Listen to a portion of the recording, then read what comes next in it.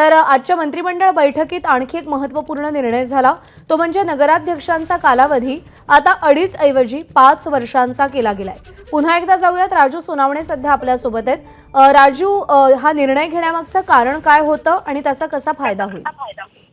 पाहता आपण नगराध्यक्षांचा कालावधी जो आहे तो 2.5 ऐवजी 5 वर्ष करण्यात आलेला आहे। खरं तर सरकार महाविकास आघाडीचं आल्यानंतर, महायुती झाल्यानंतर आहे त्यामध्ये वारंवार जे आहे तो बदल करण्यात आलेला होता आणि आता पुन्हा एकदा जो आता पाहतो आपण का नगराध्यक्षांचा जो कालावधी आहे तो 5 वर्ष केलेला आहे। खरं तर मागणी होती का नगराध्यक्षांचा कार्यकाळ जो आहे तो वाढवण्यात यावा, कारण आपण पाहिलेलं आहे का अनेक बदल केले ज्यामुळे थेट नगराध्यक्षांचा कालावधी जो आहे तो 5 वर्षांचा होता। मात्र जे आधी सुद्धा अनेक बदल केले, 16ला आपण पाहिलेलं आहे की 2016 मध्ये सुद्धा अशा प्रकारचा जो आहे तो निर्णय होता।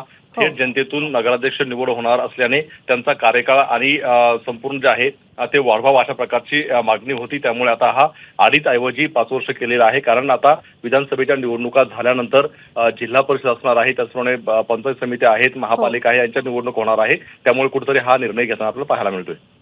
राजू, धन्यवाद दिलेल्या माहितीसाठी। एबीपी माझा, उघडा डोळे बघा नीट।